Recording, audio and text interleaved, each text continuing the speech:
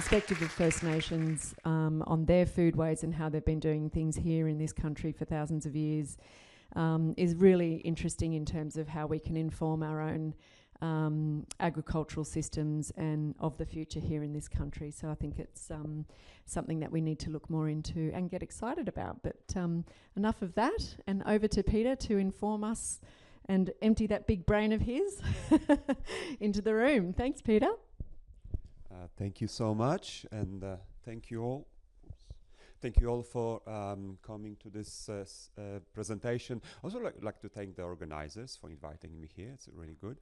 So I'm from Macquarie University, and also I put the Department of Primary Industry because I'm visiting scientist there.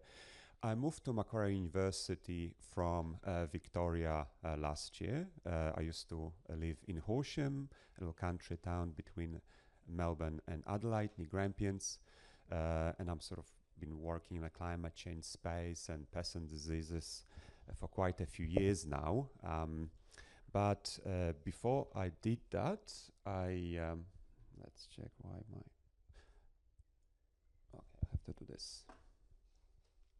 Yeah, before I got in the climate change space, I used to, I'm originally from Poland, so I moved to Australia over 20 years ago.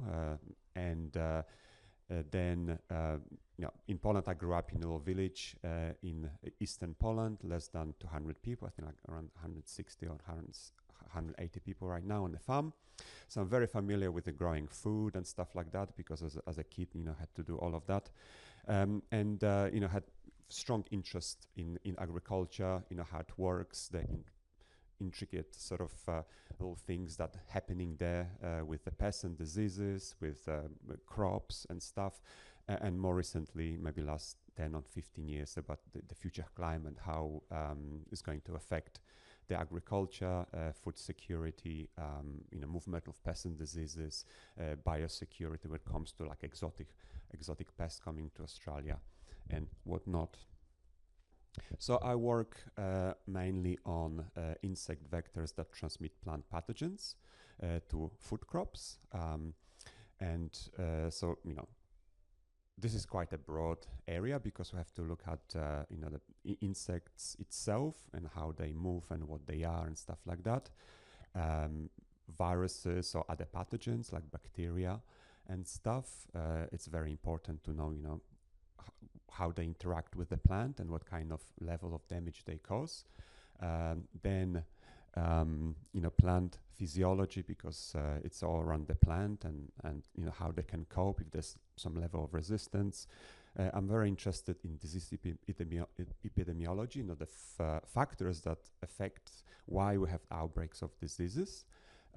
Diagnostics, there's lots of new things keep popping up. So when it comes to viruses, they evolve very quickly. And that's sort of a challenging thing by itself when it comes to the future, because climate is probably changing quicker than plant can adapt to it. But pathogens and pests and stuff, they are very good at that, adopting that and taking advantage of it. And lots of different climatic conditions, including the climate change itself. So, as I was saying before, I mainly focus on the insect-plant pathogen interactions, and obviously different climatic factors going to affect those interactions differently. So, I was pointing out there in the center this disease, in this disease triangle, when you have insect pest or insect vector, in this case that pick up the virus, spread the virus to a crop, and then we have the virus itself. So obviously there are different conditions that are going to be affecting differently those different parts, like insect pathogen and the plant, and obviously in which direction those conditions shifting. If they're more favorable for the pathogen or of the vector or wherever, we might have those diseases, and they're quite specific for plant pathogen combination. As I was saying before, I focus on insects that transmit plant pathogens. like with malaria and mosquitoes that being transmitted by mosquitoes, there's quite a few plant viruses, actually lots of plant viruses being transmitted by insects. So we have like aphids and whiteflies, leafhoppers, spittlebugs and whatnot. And they are very serious and they're very efficient transmitting plant pathogens. I put quite a few different, like we have 3 different aphids there that are very common in cereals. Bird cherry old aphid, corn aphid, and more recently Russian wheat aphid. Russian wheat aphid does not transmit any viruses as far as we're aware, but it's best by itself. So those aphids not just transmit viruses, but also they are burden for the plant. You know, if just let them you know, build up on the plant, they can kill plant very quickly. And some other aphid species that affect, let's say, canola and your vegetable crops. So if you grow any veggies, you're probably quite familiar with the bird cherry or green peach aphid, Myzus persica. It's just like very polyphagous pest that goes everywhere, and very likely that, you know, you probably have lots of viruses in your vegetables as well. That happens a lot. And apart from transmitting viruses, as I said before, there can be a quite you know, serious pest by itself causing damage. They feed on plant sap, on phloem, and quite often they might be transmitting the pathogens to a zoem in the phloem, and you know, tapping up into the resource of plant resources that in the phloem. Obviously, there's quite a few different natural enemies. In this case, they are like little mummies parasitized by parasitic wasps. The other things with aphids, quite interesting, is that, you know, they can have different forms. They're all adult aphids, they are females, and they have the same species, so they can grow wings if they need to, or they don't have to. So, for example, if they're overcrowded, or if they feel that, you know, the quality of the host is declining, they can decide to grow wings for dispersal. So that's why they're very very efficient as a vector and moving across, and they can be blown with wind by, you know, 100 kilometers overnight. The other thing is in Australia that all the aphids are females, and they have this parthenogenesis, so they can multiply very quick. So they have like a 1 week of generation time, and the minute they reach adulthood, they're popping up babies straight away at that time.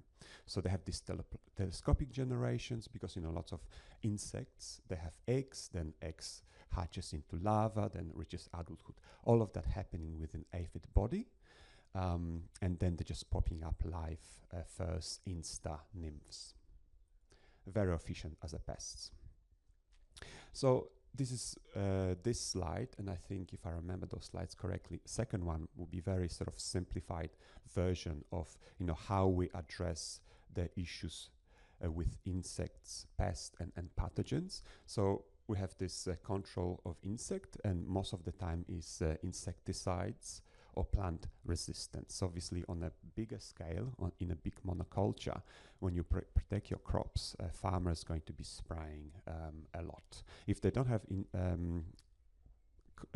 access to resistant cultivars for viruses or pests, which, you know, for aphids don't exist, for viruses very few, so majority of them are vulnerable to both insect pathogens. They're going to be using insecticides, which is probably not, sometimes not very optimized. Obviously, there's lots of issues associated with that, but that's the basically reality on a bigger scale in monoculture. And then the way insecticide works, they can go through contact and also through systemic. So contact one, you have to anticipate when the aphid is there or pest is there. So you see it there, you're going to spray. The spray needs to be with a contact with that pest or with that insect to take action. Or we have the systemic one that you spray on the plant. Plant absorbs that toxin or that compound, and it's become as a part of defense of the insect. The reason I'm talking about this is, in most cases, we can control the pests through this, but we cannot control necessarily transmission of plant viruses. So, for example, we have a few different modes of of transmission depending on different viruses. Sometimes it takes like seconds before you transmit. So you have a situation that you spray the plant, aphid transmit lots of plant viruses before it's dead, especially for the ones that are very quickly transmitted, certain viruses. And other viruses takes time, the phloem ones, you might have more success using that. So knowing what kind of pests are there, let's say insect vectors, and what kind of viruses you might have, it's critical. So I think for us as a scientist, trying to help growers, first of all, because many growers, they don't have access to that information because they, all the aphids looks very similar to them because they're tiny. You don't know what species it is, actually can transmit viruses or not. We don't really, we not necessarily might have the knowledge what kind of virus are floating in the environment. So it's extremely difficult. So I just put as an example a couple of virus and the insect vectors. So sometimes it's very complex, in many cases, we might have one insect vector, one virus plant combination, so it's very high level of specificity. But then you have, in a situation like Turnip-Yellow's virus, we have quite a few different insect vectors that transmit that, the different species, and then goes to like tens or hundreds of different host plants. For example, this Turnip-Yellow virus goes to pulses like chickpea, faba bean, lentils, and whatnot. Pasture, legumes, and canola, and there's serious problems, and also can go to vegetables and stuff. And then Balliodwar virus go to quite a few different cereals. And those viruses, one of the most common, not just in Australia, but worldwide. And those two, let's say green pitch aphid, Mysis persica, and oat aphid, Rhopalis vampadii, are probably the global pest of concern.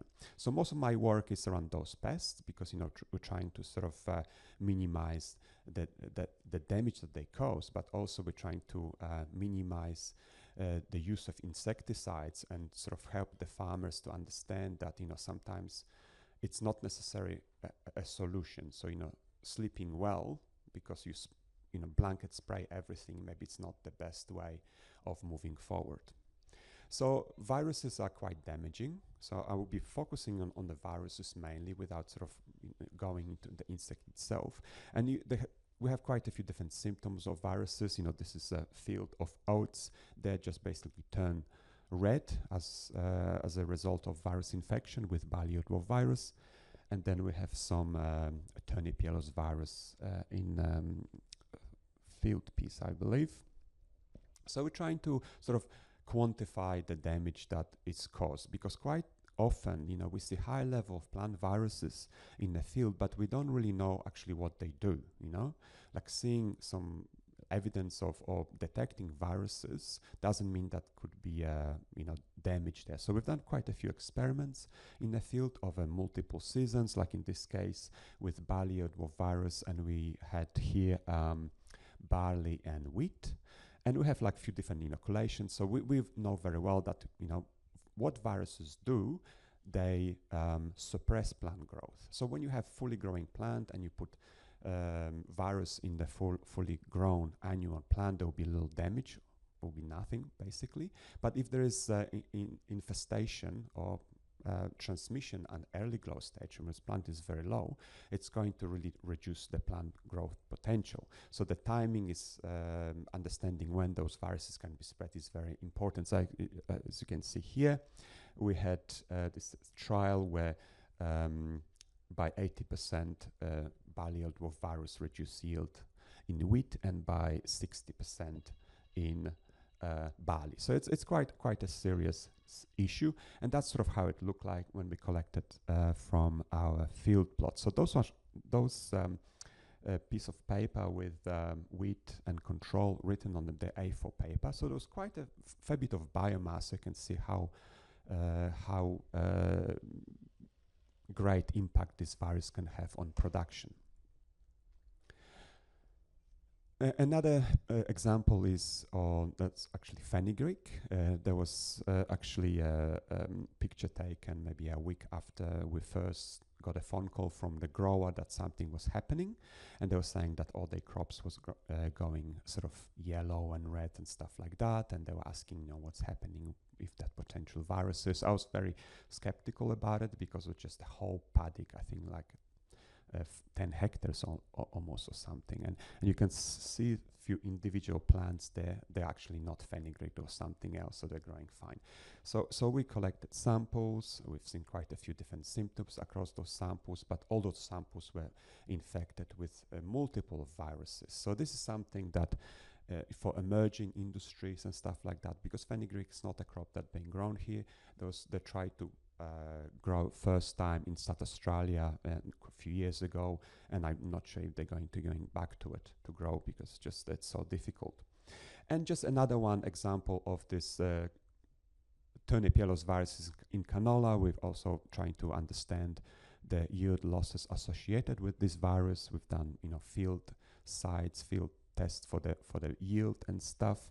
So interesting enough, we didn't see any symptoms, and we didn't on the infect, because we manually inoculated those plants with the virus. We were actually concerned that maybe there was very little inoculation happening because there was no obvious symptoms. But even though there's no obvious symptom whatsoever, there was significant yield losses, and in field peas we had 40%, no symptoms and perfect growing conditions, and 25% in lentils. So the other things that we are facing is that this non-symptomatic virus expression, and the fact that breeders not necessarily breeding the new cultivars to be resistant to those viruses, rather not showing symptoms that we would historically or traditionally associate with viruses. So now, so that this is a bit of a background to show you about the importance of the viruses. There's much more happening. This is something that my group did, and in Europe and other countries, there are more examples of much greater effects.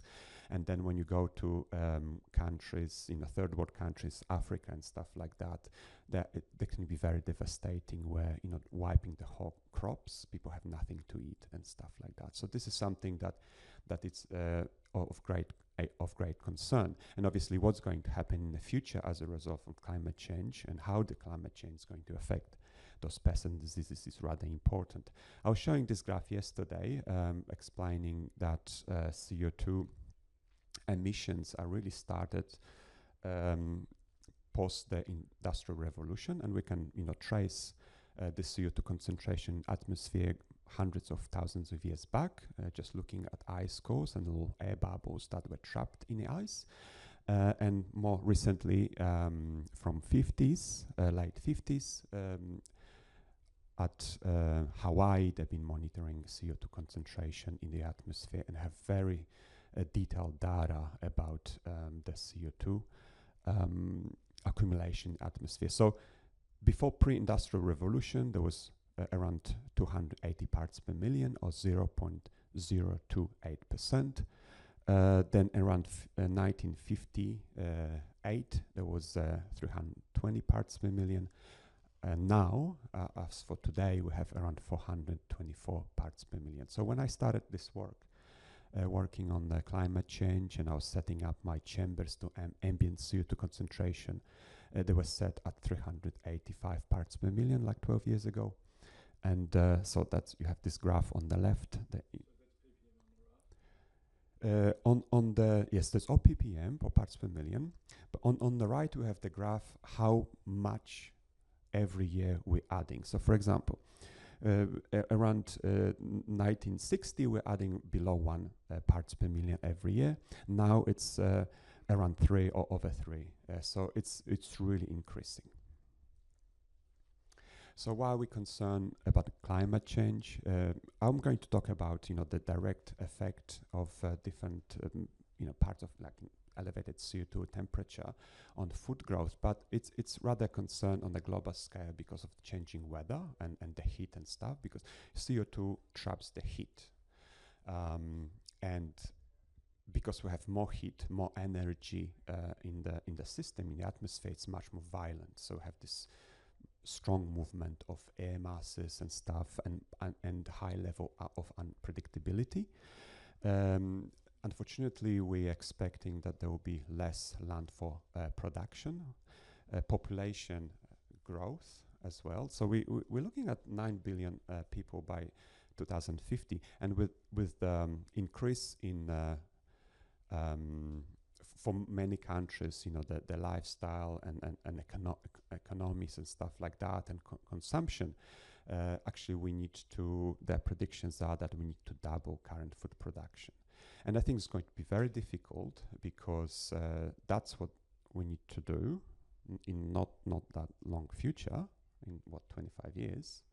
But we're struggling, like for last few decades, we're almost like plateau when it comes to food production. We're really struggling to even maintain in many parts of the world. Like in Australia, we're using up to date the latest strategies, and we're not increasing, for example, grain production.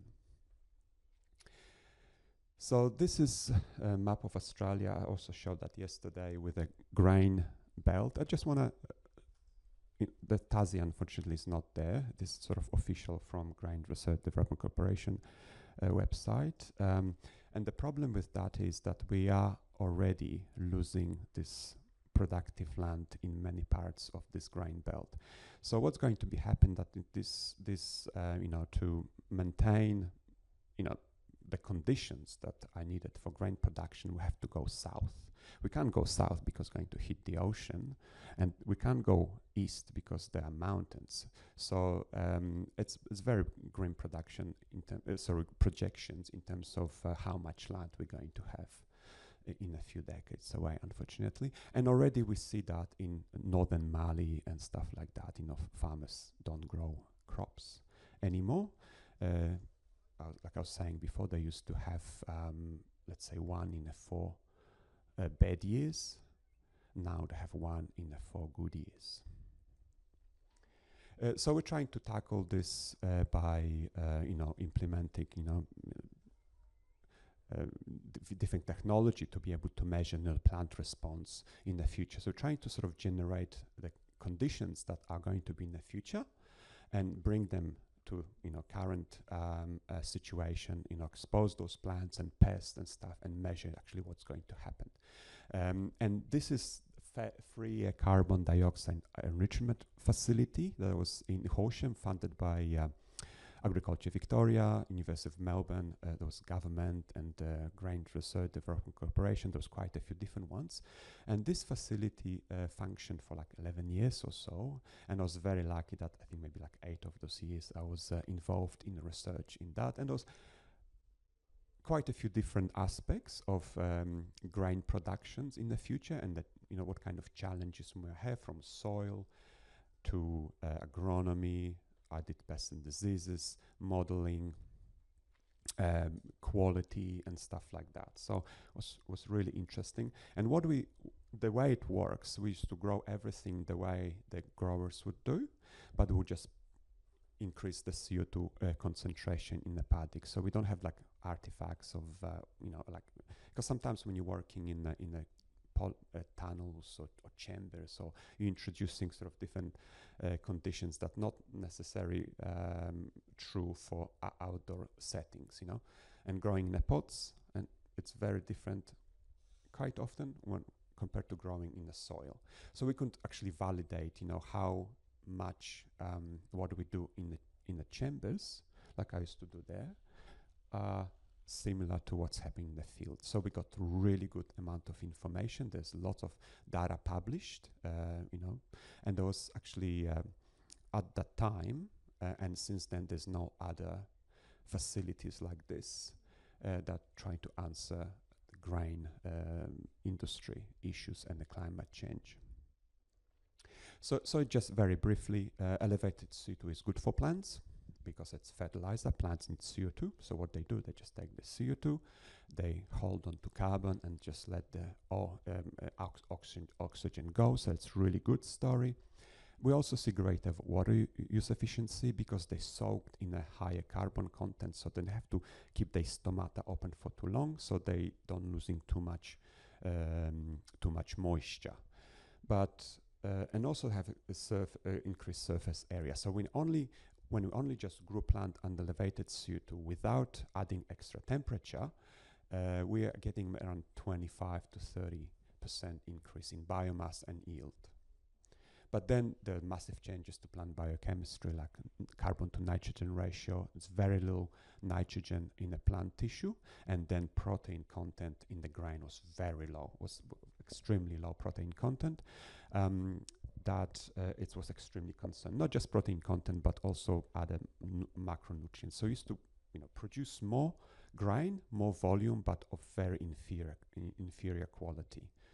And then when we add elevated temperature to it, obviously the story changes a lot. So we're not looking at the CO2 as a good thing anymore in the future, but as a big challenge, because obviously temperature and CO2 go hand to hand. So when it comes to pests and diseases, I'm just going to split this into insects. Obviously, there's lots of different response because insects have different thresholds and their requirements, stuff like that. So it's not, we can't just put everything in the same basket. And the same when it comes to the plants at different conditions. Sometimes in some parts of the world, increasing temperature, it's better. But then you go over the threshold and it's much worse. In Australia, I don't think increasing temperature is going to be any better. But in some places, maybe. So when it comes to insect, so we can see decrease so what I want to say is there's no direct effect of CO2 on the insect or on us, because it's a very small amount, But through the changes in plant biochemistry, we can see decrease, increase, or no change. But we sometimes see that because of the poorer quality of the host plant, there is increased feeding, or can be also shorter generation, but that's all related to host quality and host plant resistance. Obviously, on one side we have the nutrition value of that host grown under elevated CO2, but then if their defenses increases or not. So it's rather complex. So, that has to be considered, insect by pest basis. We can't just say that, this aphid's going to be bad or good, whatever, that just never works like this. Never doesn't work now and will not work in the future. So when it comes to aphids, so this is the aphid that I've done a fair bit of work on. So this is the global pest of cereals, bird cherry old aphid, and actually this is quite unique aphid. Well, not unique, but very easy to distinguish from all the other aphids, because most of them are green and small and stuff like that. This one is quite like an olive green and have this rusty thing. I'm not sure if you can see on the slide, rusty things across those exhaust pipes on the top. So I've done a fair bit of work with that aphid, trying to understand the physiology and trying to sort of predict what's going to happen with this pest, because this is serious cereal pest as it is, but also the vector of plant viruses. So I've done work under this phase conditions in the field, but also under chamber conditions. So trying to quantify, the progeny production. So how many babies that aphids can have given exposure to elevated CO2. So this is non-infected plant, so healthy plant, and actually we've seen reduction. So we've seen significant reduction of offspring production and elevated CO2 plants, which is really good, because we potentially can say, well, aphids population will go down in the future. But then when we did the same, but on infected plants, we did not see that at all. So and it was very interesting for us why that's happening. Obviously this virus somehow helped the aphid to maintain their level of offspring production in the future. And then we, okay, so just basically the same graph showing the difference. I think we had like 30% reduction in progeny production over a week. So then try to understand why is that happening. And this graph shows nitrogen content. So we have the gray bar, which is ambient CO2, and once with the virus symbol is virus-infected plant. As you can see here, there's high level of nitrogen content, both in above ground, in the leaves and stems and roots. But then when we look at this dark bars, we see that there is the amount of nitrogen really plummeted in those plants. So for us was, well, maybe it is just because of the nitrogen, but you know, this is not good enough for the science, because there's lots of other things can be happening. And obviously the compensatory feeding and stuff like that, maybe they're not feeding as much, maybe they don't like those plants, whatever. So the problem with aphids is that they have this stylet that goes within a plant tissue, and we have no way by looking at the aphid to know if they're feeding or not. So 40 years ago, there was this system invented called EPG, electrical penetration graph, when you actually wire the aphid into like an electrode, and we put another electrode into the plant. And then through changes in electrical current, we can measure to a split of the second what kind of activity is happening with that aphids on particular plant. It's very important when we're trying to quantify amount of feeding that they do, that have good precise understanding of the transmission of pathogens and whatnot, and just the different aphids, and not just for aphids, so for leafhoppers and other pests.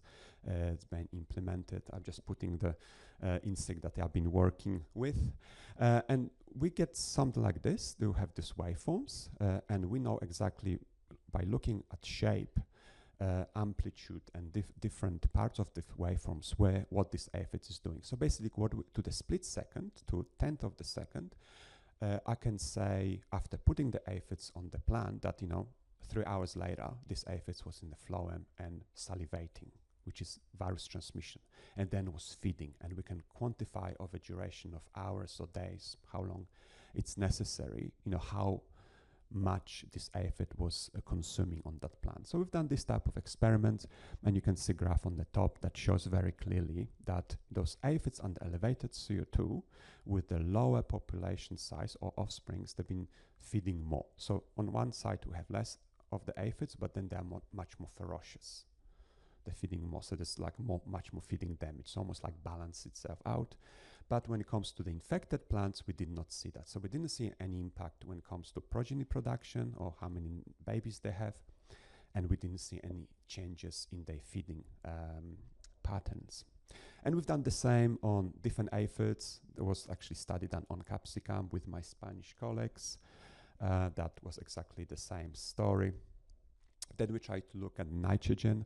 So the other things that I haven't mentioned really, I talked yesterday about it a fair bit, about this quality of the plant produced under elevated CO2. So it's not only very little nitrogen in plants itself, in plant itself, the green parts, but also in the grains. So we have this reduction protein content in the grains, and then they translate it's really poor and really low in nutrition loaves and stuff like that. So we're trying to understand if there's some sort of ways to mitigate that. So we had nitrogen fertilization. We've been adding different amount of nitrogen. Obviously adding more nitrogen increase the plant growth and stuff, which is very obvious, but would not mitigate those issues that we have with aphid feeding. So there's some other mechanisms that we can add lots of nitrogen and we still not be able to boost the content of protein with those plants. And I had a colleagues in phase work in the phase facility, this free carbon dioxide facility I was telling before. They look at different genetics with different nitrogen efficiency or absorption, stuff like that, and we see across the board. So it's not just a dilution effect, but it's some other more complex interactions that's happening within the plant that we not fully understand. So it's something that we will have to get hands on, if we have the nutrients food for the future, not lots of food that it's really low quality. We need good food. And we also did some studies that I won't be talking about on natural enemies, but the good thing is that they were not negatively impacted by elevated CO2. In this case, this Aphelios colemanil wasp, that sort of adult wasp lay eggs into the aphid body, and then this sort of aphid slowly eats, this wasp slowly eats the aphid from inside, then sort of emerges from that mummy, you know. So those all have like little mummies. This is still sort of waving little cocoon inside. Yeah, so now moving to viruses. And to be honest, when I started working in that space, there was no information whatsoever about climate change, like elevated CO2 in viruses. So what I've done here, this is actually not true representation of the symptoms in wheat, but I think I had a previous, sorry, no, I don't have it. But what I've done, because I wasn't sure if you'll be able to see or not, there's like very sort of obvious discoloration, like yellowing and redding. So I just substitute that, or the discoloration, for solid red, so you can see. So I used to grow, because we didn't know anything what's going to happen with those plants exposed to elevated CO2. There was no studies done before.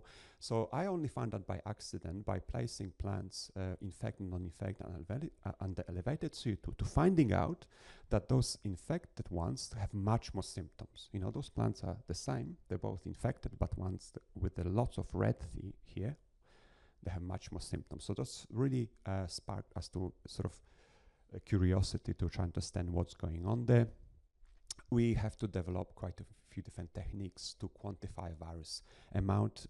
So because, you know, viruses are tiny thing, we can't really see them. We can't just look at the plant to see how many virus particles it is. So we use this RT-qPCR, and we have to actually, you know, use a reference gene and whatnot, just to be able to precisely measure amount of virus.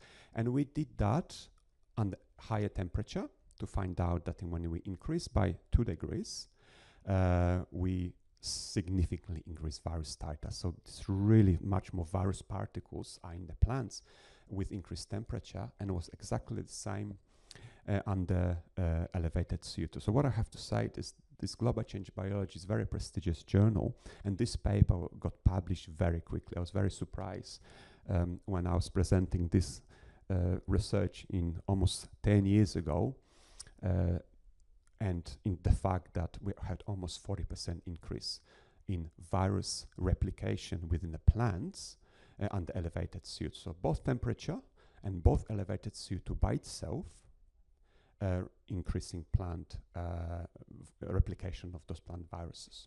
And what it means is obviously it's going to affect the plant growth more negatively, but also it's much easier for the vector that goes there to pick up the virus, to acquire the virus, because it's greater concentration. Then going back to these phase facilities, I think I only have just one example. So like phase facility, that's sort of how it looks like in a real life. Obviously, we had to irrigate. I can see those bit of a drying stuff. It's one of those like dry years, so we could not fail our experiment. So we have to we try to maintain like an average rainfall for that region, but sometimes there was a drought. So look, that's why it looks on the background. But we have quite a few different sort of experiments there, and what I did here.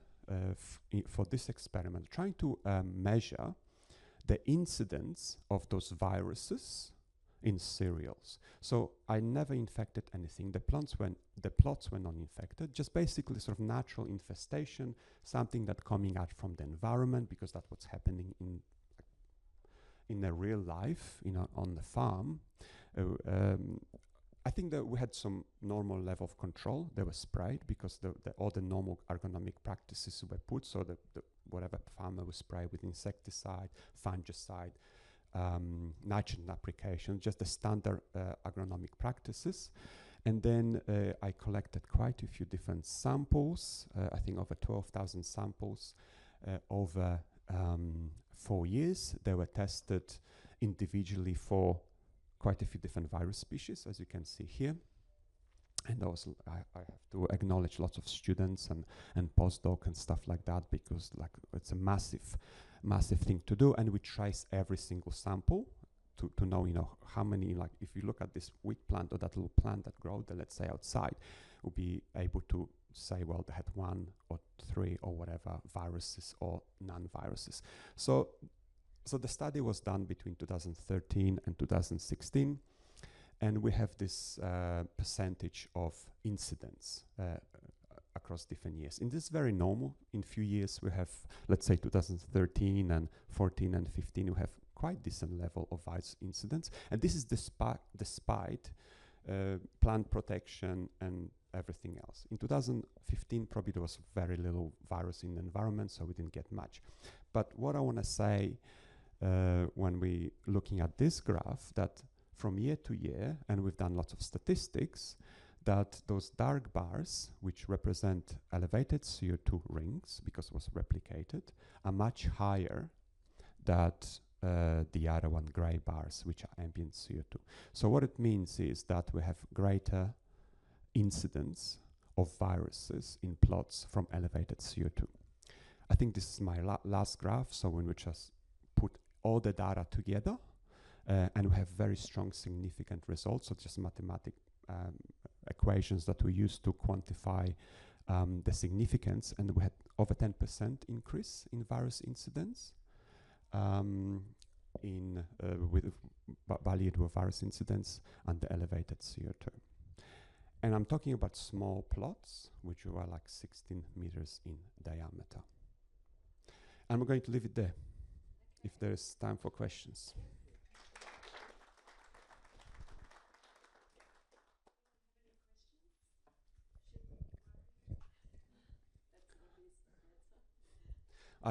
Should we be worried? I would say so. I mean, I'm a very optimistic person, so we still have time. There's unfortunately, I'm not aware of. I think we should be worried because I'm not aware of any studies being conducted currently. I don't have any projects on climate change. It's really difficult to get funding to do climate change research. So, as far as I'm aware, in Australia, no one does that. I know around the world people don't do that either. There's some bits and pieces of research, but it's still, I think it's way too far in the future, you know what I mean? So,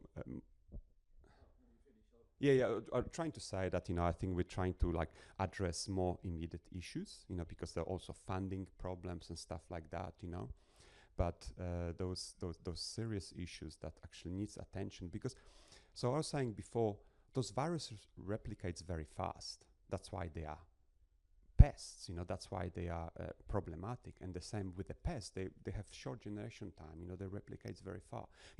To get a new cultivar of wheat with current methods that we use takes 15 years. And those viruses, they can just evolve over a couple of years. So they have the advantage point with the changing climate where plants don't. So, when you had this situation that over, hundreds of years or thousands of years, we have sort of similar climate, and we have the co-evolution of plants and viruses and insects. So, when you go back, a few hundreds of years, or even if you look at this natural habitat there, you don't have a problem. There are probably lots of viruses there, but they probably won't cause real damage. But when we start domesticate plants, wheat and stuff, for certain traits like yield and drought and stuff like that, it's quite often at the cost of resistance, and that's very difficult for the plant breeding companies or researchers or whoever is involved in that space to sort of determine that, because so many different things are there in the environment. And when you have this huge monoculture and this massive replication of different viruses in the same space, to something evolve that it can be damaging happens, like with COVID, for example. I'm still trying to clarify the factors. So it's under enhanced CO2, 10.6. Okay. You mentioned earlier on that temperature isn't independent. Did you say it was independent? No, there was no temperature. The temperature was the same, so because we only increased. Yeah, so I have some interesting data on this, but it's not published yet. But what I can say is that, because, so the paper that I'm writing now is about trying to get the head around actually what's happening there. Why we have this increase, under elevated CO2? What kind of mechanism, you know, what causes that? You know, because the fact that we got this response and it's consistent and it's true, it doesn't explain anything. It's just explain that what's happening, you know. So and this is a little. It's not very good help to anything, because you know how we can tackle the problem when we don't know how to fix it, you know, how it works. So I've done quite a few experiments looking at infected, non-infected plants with virus, you know, with those viruses at different conditions with temperature and CO2 and stuff. And what's happening is that I believe that those plants, they have reduced cooling capacity. Like I was saying before, you know, they preserve more water because they have less evapotranspiration, but they're heating up more. So I've done lots of like remote sensing with thermal imaging, and they're like a couple of degrees hotter. And we know, I was showing first graph, that the temperature may play a major role. So what we're talking about is situation where we're trying to keep within 2 degrees our temperature to protect our crops. But those crops are going to be hotter by another 2 degrees because they're not cooling themselves. So now we have the situation that crops might be experiencing 4 degrees higher temperature to current ones. And we know that this higher temperature, especially in winter, in Australia, like in wheat belt stuff, it's around 15 or whatever degrees. We go to 20 degrees.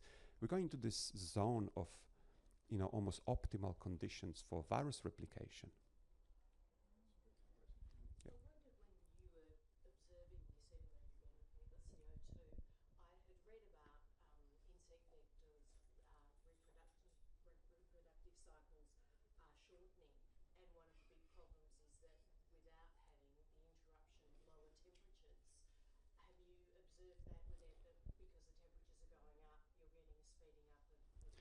This is a very good question, and something that I have not mentioned here. So it was about generation time of insect being reduced. So it's more generation because as a result of high temperature. That's exactly what's happening. So when we forget the CO2, you know, insect in this case, not every insect, but this one, obviously, there was the penalty in fecundity, you know, how many offsprings they have. But then the generation times with the high temperatures reduced by one day. And what we know is that we can look at the whole week of, you know, like how many offsprings they produce in a week or 2 weeks. But what's important is like few first days after they you know, reach adulthood. So we know that it's going to be balanced, and it's going to be worse because we match many more generations in a year. And then if we have those more percentage of infected aphids flying around, because they're going to maintain higher population size on infected plants, it's a bit of a concern. And the other thing is with the winters and stuff like that. So, for example, you know, in Poland, I'm from Poland. You know, back 20 years ago, this aphid and this virus was not a problem. Now it's a serious problem, and there are yield losses. So what we used to have, and sort of in Australia is in reversal, that it comes winter and everything's dead, you know what I mean? Those aphids will not survive. They sort of was too cold for them, so they have to sort of lay eggs. They go through different forms. It's very complex, their life cycle and stuff. But then what's happening now is that this winter almost does not exist. So they're just surviving as adults, and they're just ready to jump straight away on the new plants, and they have virus in them, you know. So I have this situation that, you know, it's really getting worse. In Australia, on the other hand, we used to have the situation that, you know, during the summer it was very dry, so there was no plants growing, no like volunteer crops and stuff, like no source for the pests and diseases to persist. Now we're getting like last year or this year, 100 meters of rain in January or December. And all of a sudden we have this much more those plants out there that maintain the colonies of those pests, but also a source for the viruses, and it can have you know, jump very quickly to emerging crops.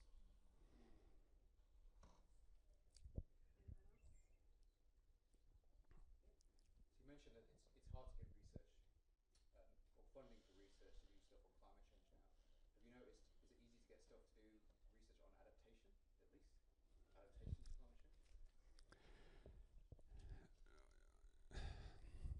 I think it's sort of the same, but you know, obviously adaptation might be easier, but it's not that simple. So, for example, when I first started working in that space, we had a modeling project. We're trying to model, you know, what's going to happen, not even knowing what's happening currently. You know what I mean? So there's a situation that, you know, we're modeling something, we're putting all these variables that were took out from thin air because we didn't have the data.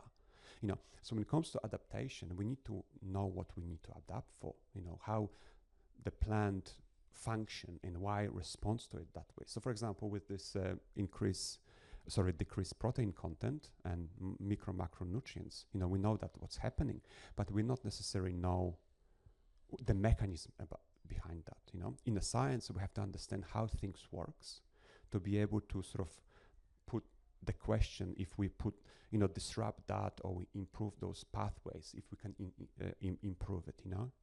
So that's the problem. So obviously adaptation is a great way of doing it. So adaptation, let's say, to climate change, for heat stress and stuff, like heat tolerance and stuff, they do that already because it's easier. You know, you can grow the plants and you can select ones that survive the most under different conditions, you know. But when it comes to like more complex things as a result of, you know, let's say what's going to happen in a plant, it's much more difficult. You know, it's much better to know how it functions, why is that happening, and then you know, put some sort of you know, question, not just you know, because current breeding is, you know, we have, you know, thousands and thousands of different lines, and you select for different environments, you know, and the ones that do the best, you move forward. You know what I mean?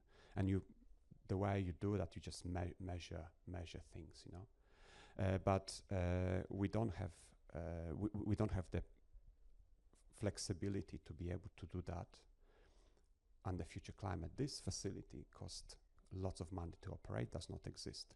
So no one will be able to select under current climate what's going to happen in the future if we don't know the mechanisms. If that answers the questions, you know. Mm.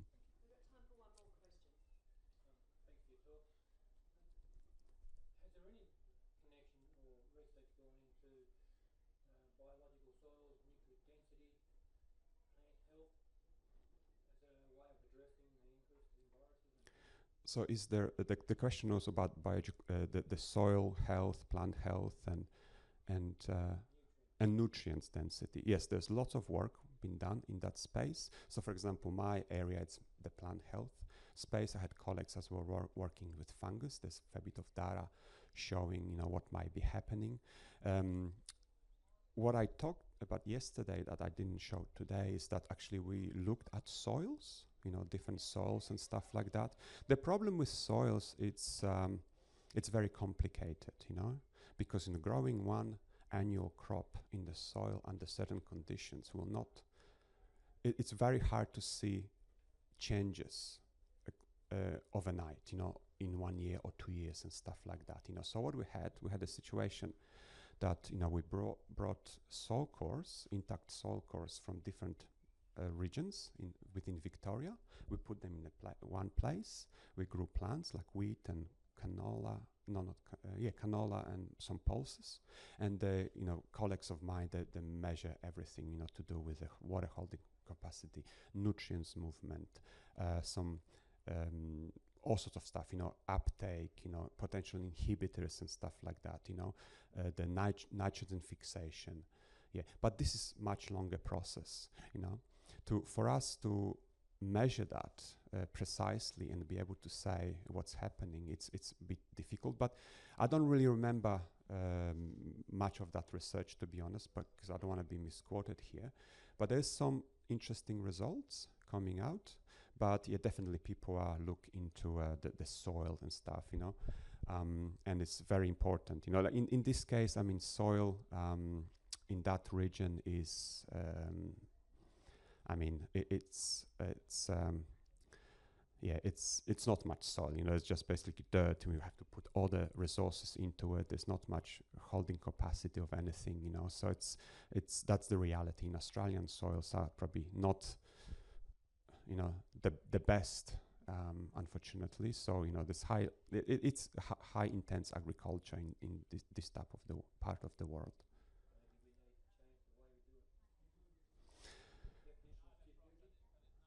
Yeah. year in, year out. Yeah, but yeah. Can I just ask one question? So what's the aim kind of? Because the picture you put is that we sounds like we're heading for a food collapse. If we keep on going with the rising carbon. Yeah. So the question is that it's quite sort of pessimistic pitch about food collapse. I think I don't think that way, to be honest. Obviously, I'm just presenting the stuff that we have because things are moving very quick, and within my sort of decade of researching, we learned so much. We did not even understand of any of that. We didn't know if that's stuff like this exists, and now we do understand a lot. We know what to expect. We understand many processes and stuff like that. And I know there is interest internationally as well, because I talk at different conferences in different places, and and people are, and it's taking on notice. Unfortunately, with the science and funding and stuff like that, it's we have to have sort of compiling evidence based on science that someone needs to invest, because there are issues all the time, for farmers and stuff like that. They have issue with hailstorm, with frosts, with there's so many different things, and amount of money is very limited. But I think slowly, and technology is changing as well. We have much better understanding through the genetic. We can sequence the whole plant now. We can understand the full genetics of the plant, and we can understand different genes that are responsible for different things. So we can have much better and higher precision breeding moving forward.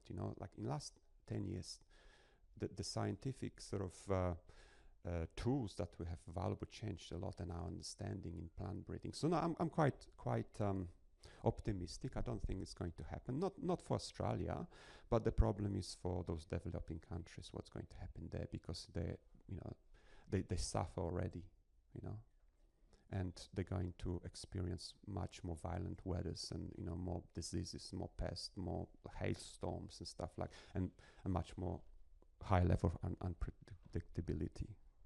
I think we just go over the time.